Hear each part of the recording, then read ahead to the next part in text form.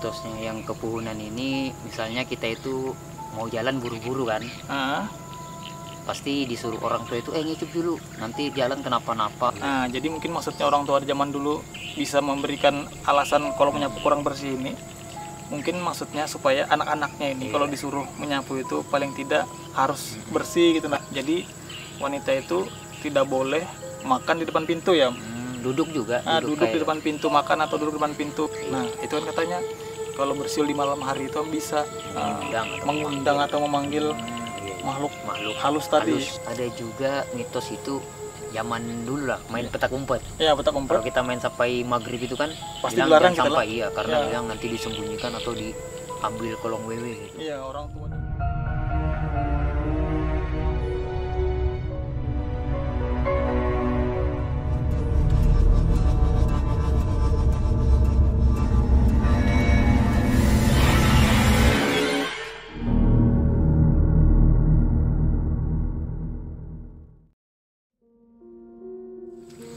Assalamualaikum warahmatullahi wabarakatuh. Kembali lagi di Kait Malam. Malam ini akhirnya saya bertemu kembali dengan Iam. Setelah beberapa minggu kelihatannya Iam sibuk ini. Ada kesibukan lah yang lain. Ada kerjaan luar kota ya? Ada kerjaan luar kota. Baru bisa ikut lagi. Nah, jadi beberapa minggu kemarin juga saya membuat video tidak bersama dengan Iam. Jadi malam ini mungkin kita belum penelusuran dulu. Kita akan sedikit membahas tentang mitos dan kepercayaan masyarakat zaman dulu lah.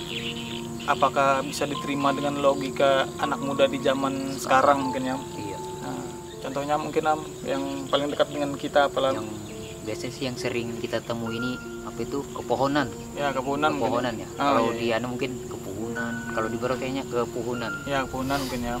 Seperti apa ini mitosnya nih? Mitosnya yang kepuhunan ini, misalnya kita itu mau jalan buru-buru kan.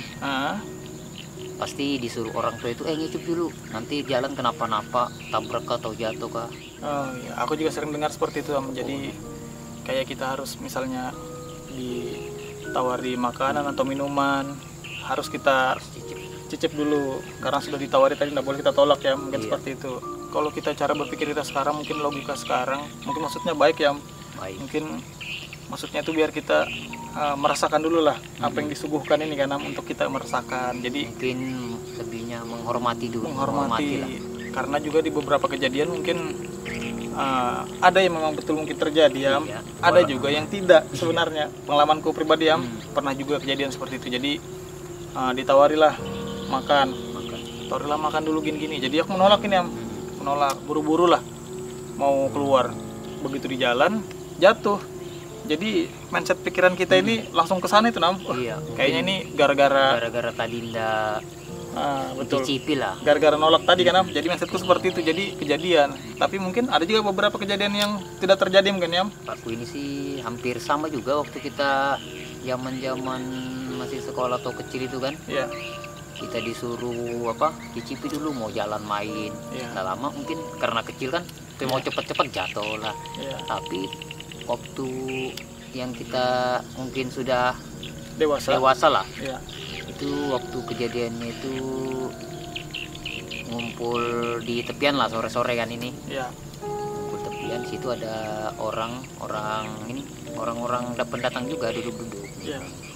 Mungkin hasilnya kenal kan. Jadi dia ini mau jalan, nyicip dulu gitu. Karena udah enak mungkin kan, buru-buru juga nyicip. Jadi pas naik motor ngebut pas di tikungan itu jatuh. Nah tetap juga jatuh maksudnya. Tetap juga jatuh. Jadi di situ sudah, apa mungkin kepohonan ini karena kita itu tergesa-gesa atau ada hal lain lah. Atau mungkin seperti ini ya. Mungkin kan kalau dari orang tua zaman dulu maksudnya mungkin baik karena supaya kita merasakan makanan atau minuman tadi lah. Sama maksudnya kita itu jangan buru-buru, tetap waspada gitu. Tetap waspada, jangan sampai kita itu panik segala macam lah, apalagi kalau di jalan maksudnya. Mungkin seperti itu kalau untuk kita logikakan di zaman sekarang mungkin ya.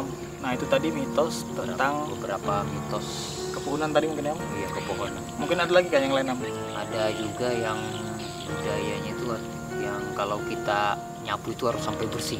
Nah itu apa itu?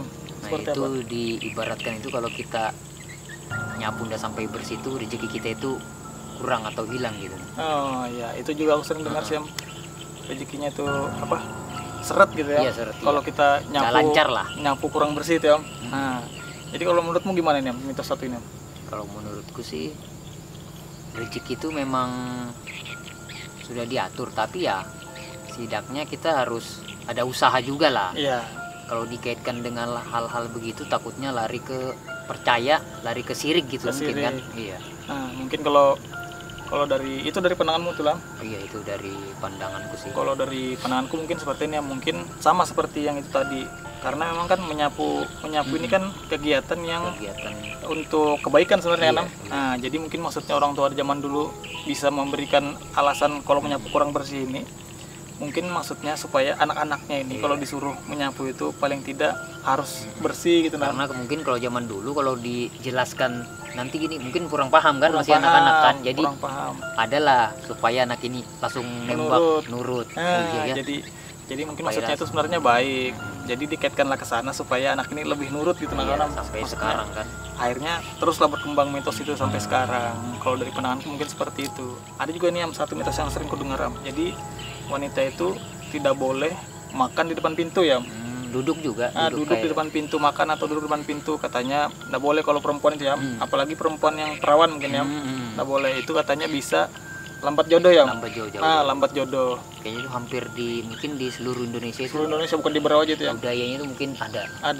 Maksudnya mungkin dari jenis mitosnya mungkin yang berbeda mungkin, tapi mungkin maksudnya sama tentang yang perempuan atau wanita perawan tadi tidak boleh duduk atau makan depan pintu tadi ya. Mungkin itu kalau dari pandanganku mungkin seperti ini ya. Kan pintu ini tempat orang lalu lalang, orang lewat lah lalu lalang di sana pintu ini. Jadi mungkin kalau sampai maksudnya anak perempuannya duduk di sana, otomatis kan tempat keluar masuknya orang yang di dalam rumah ini terganggu kan, terganggu. Jadi mungkin dikaitkanlah ke hal yang itu tadi. Jadi maksudnya untuk supaya dia maksudnya paham, maksudnya dia menurut, dikasih mitos lah. Kembali kepada yang itu lagi kan. Dikembalikan lagi maksudnya. Jangan duduk di situ atau makan di situ, nanti jodohnya lambat, supaya nurut. Jadi begitu ada itu kan ada ujungnya tadi, pasti langsung pindah dia kan. Nah, maksudnya kalau zaman sekarang mungkin kita bisa logikakan mungkin maksudnya itu ya itu tadi. Supaya tidak mengganggu orang-orang lewat. Orang keluar masuk tadi jangan mengganggu lah orang yang keluar masuk rumah tadi. Kalau pandanganmu seperti apa itu kalau yang tadi? Kalau aku sih ya namanya zaman dulu kan ya, apapun yang dikatakan orang tua atau orang yang lebih tua pasti kita nurut. Iya betul lah. Orang zaman dulu itu sebenarnya lebih patuh sebenarnya daripada anak-anak muda zaman sekarang. Menjelaskannya aja gitu kan. Menjelaskannya. Apalagi kalau sudah kita besar begini ya pasti kita mungkin zaman dulu itu ya betul juga. Ya betul. Ada juga yang nyapu kan, nggak boleh malam. Iya betul, macam-macam sebenarnya. Cuma mungkin maksudnya tujuannya orang tua zaman dulu itu mungkin tetap untuk kebaikan sebenarnya, kebaikan anaknya lah. Nah ada juga ini mitos yang nggak jauh-jauh juga sih dari video Hikayat Malam.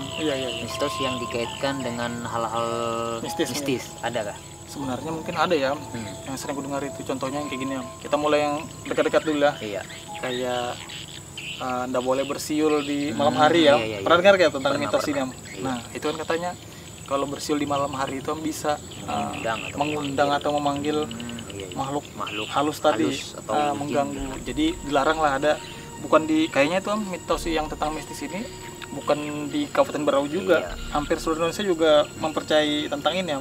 Mungkin kalau yang dari pandanganku mungkin suara siulan ini mungkin suara siulan ini mungkin kan berbeda gitu mungkin adalah mungkin ritual-ritual orang zaman dulu yang menggunakan siul buat memanggil mungkin ya. Akhirnya sampai sekarang dipercaya orang lah kalau bersiul ini bisa memanggil atau mendatangkan makhluk halus tadi. Mungkin kalau dari pandanganku, soalnya aku belum terlalu mencari tahu juga masalah siul ini benar apa endahnya.